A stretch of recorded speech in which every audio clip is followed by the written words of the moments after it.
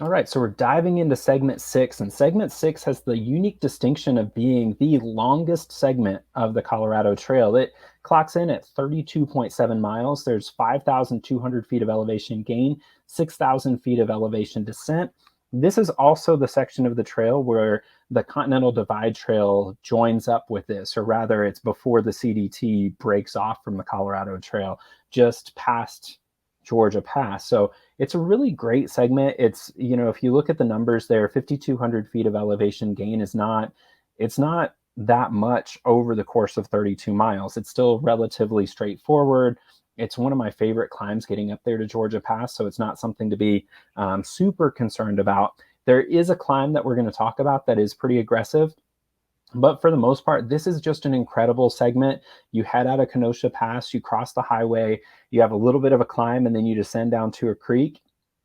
And then you begin this sort of steady climb all the way to the top of Georgia Pass, which is the first time you get above tree line. So at about mile 83, you hit Georgia Pass, and it's absolutely incredible. I'll show you here a little bit of a video of Georgia Pass, and just to give you a sense of what we're looking at here, this is right at the top of Georgia Pass. So as you approach, and kind of pay attention there to how smooth the trail is. Just a really nice climb up there to Georgia Pass, again, right above tree line. So let's start breaking down some of the original tips that I put in that first video. I want to share some of those with you because I still stand by each of them. There's no real update for them. So I think they're just terrific. And here to Ruth's point, the climb to Georgia Pass, if you're heading toward Durango, really nicely graded. I couldn't have said it better myself there, Ruth. So certainly agree with you on that one. So the original tips that I shared was that if you have, when you get to the end of segment 5, the start of segment 6, if you have cell service, particularly before you get to the actual Kenosha Pass, but at that rise where you're at the very end of the climb in Kenosha Pass about to descend, you'll often have cell phone service. So I recommended that you can go ahead and book a room for Breckenridge at Kenosha if you have cell service, or if you hitch into Fairplay or one of the other towns where you have service, that's a great opportunity to go ahead and book a room for 2 nights out, because you're looking at 32 miles from there, which is pretty doable in a matter of 2 days. You also want to practice timing Georgia Pass. And what I mean by timing that is really make sure that you get in the habit of figuring out where you're going to be above tree line the next day and plan your campsite and your starting time accordingly. So make sure that you are getting over those really high points early in the day, or at least before noon or so, and planning to stop far enough into the segment that you're able to do that. I think that's a really important one as well. And then also watch sun exposure, especially the second half of this hike. You get into some conifer forest. There's another burn zone. There was another forest fire, and that forest fire unfortunately happens at this really difficult part of the climb. It's that steep climb that I was mentioning. So you really want to be cognizant of sun exposure as you go through this segment. Even though you're back in the woods for the most part throughout this segment, you still really want to be careful for that one. Pay attention here to Mad Hippies. They hike the trail and really are familiar with it. And so here they said, we said it before, we'll say it again. Segment 6 is the first decent challenge. Mileage plus alpine and being on your own, but not to worry. Breck is coming and you can change things up as needed. And I want to zoom in there specifically on the idea that Breckenridge is a great opportunity for you to be looking ahead at mile 104. You're going to get to the Gold Hill Trailhead, and that is the time where you can absolutely regroup. And whatever is not working for you, you can shift up. Whatever is working, you can start reinforcing that. So if you're finding that a certain piece of gear is working great, outstanding. If you're finding a certain piece of gear is not working great, there is an REI there in Dillon, and so you will be able to get there and spend a day kind of getting some things fixed up. For example, I had a sleeping pad that popped a leak, and I was able to get in there and replace it in Dillon, or buy a pillow, for example. I decided I needed that, but I was also able to send back stuff that wasn't working. So I had a solar charger, for example, that didn't really work the way that I needed it to. So basically, Breckenridge is a great chance to start sending stuff back. And Breckenridge, I'll say Breckenridge, but I really mean Breckenridge Frisco kind of together as well. So here, Let's talk first about the new tips. We're going to kind of dive into some new ones. Actually, before we get into the new tips, let's go ahead and do this video. I want to show you a little bit of what segment 6 looks like. And I tried to keep these in chronological, or not chronological, what would you say? Sort of the order you'll see them, but they're clips from different years. So there may be a couple that are kind of out of order, but I tried to keep them that way. But this is to just give you a little taste of what to expect in segment 6. So take a peek at this one here. So here you start off in this sort of wooded area. You'll notice there's a little bit of a climb. Again, this is the clip that I just showed you a minute or two ago. It's one of my favorites because it really kind of captures what I think of when I think of segment 6, is that climb up to Georgia Pass. You see here, it is up high above elevation. Tree line's 11.7 out there in Colorado. So here, kind of get a good sense of it. And then you descend back down. And this is one of my favorite parts of the whole segment, is the descent down off of Georgia Pass. But there's lots of spaces to sit there. That's us at Georgia Pass. This was a couple of years prior. And then you head down into the wooded area toward Breckenridge at the very end, and kind of hit those trees again.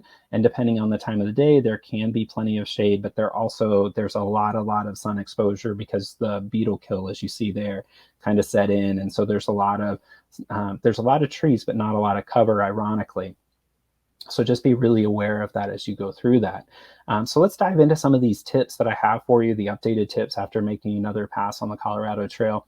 And so my first one here is that there's very little camping past Swan River. So Swan River, you'll see it in your data book. I'll have to have somebody grab me the mileage of the exact Swan River stop there.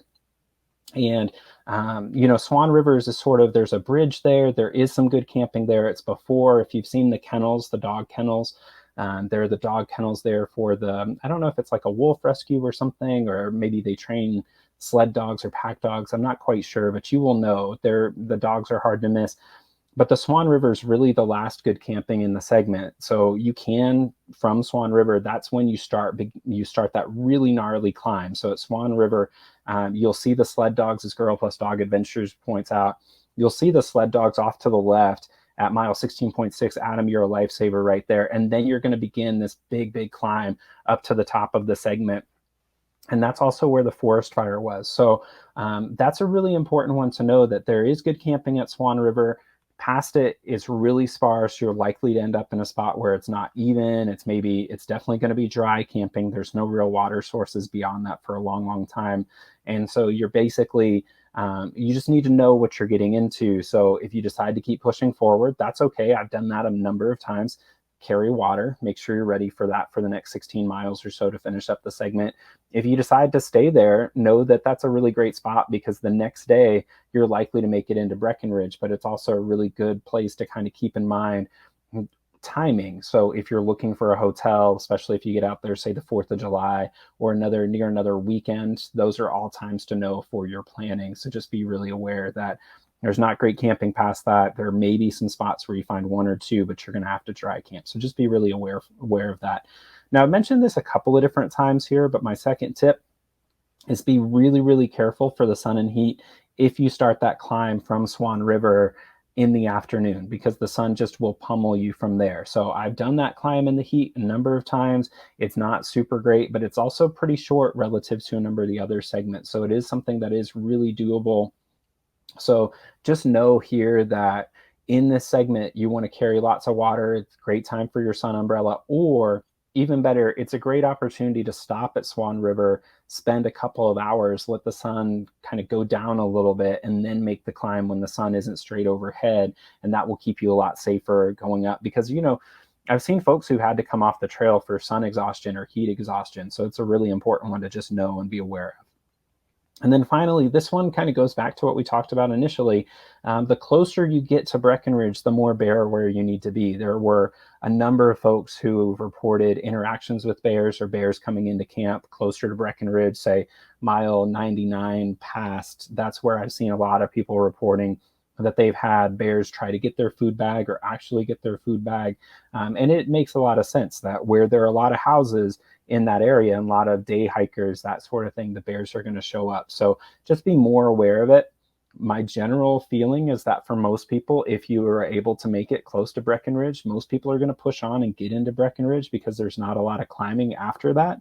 There are a couple of small climbs as you get toward the end of Breckenridge, but for the most part, most folks are going to opt to not camp there. You're either going to go on into Breckenridge or you're going to stop earlier, generally speaking.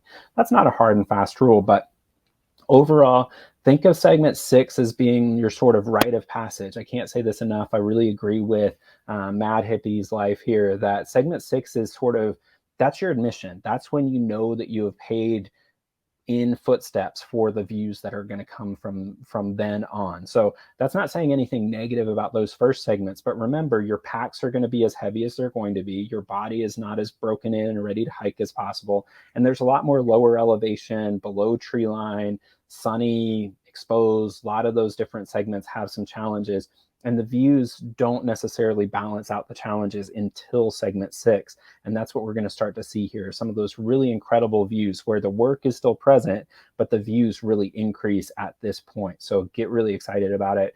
That is segment 6. I think you're going to love it. I know that I do. Let me know if you have any questions about that, and I'll be happy to field those as well. Take a sip here. This is one of my favorite things. This is my Mean Mug. And if you ever have a Zoom call and you make yourself a Mean Mug, what you do is you just wait for everybody to be talking about something, take a little sip and match the face. And I promise you, it's my favorite thing to do in a big mood, in a big meeting, and watch. Somebody's going to catch you making that face as well. And then here, also, before we move on to segment 7, Elderberry here points out that there are crazy mountain bikers close to Breckenridge. Absolutely need to be careful of that. There's actually a really popular mountain biking trail there in Breckenridge called Blair Witch, the Blair Witch Trail. And it's nicknamed that because it'll scare the hell out of you, which I think is really funny. But it's a really popular destination for mountain bikers. And, it's always nice when you hit the wilderness areas where the mountain bikers can't go, because they can fly around corners and can be pretty scary from there. So just be cautious of that. Anytime you're getting into an area where you start seeing mountain bikers, I've seen them come flying through segment 7, particularly segment 6. There are a couple of, maybe not segment 7, I'm sorry, segment 6. I've seen them a lot in different areas, and it's been scary when they come through.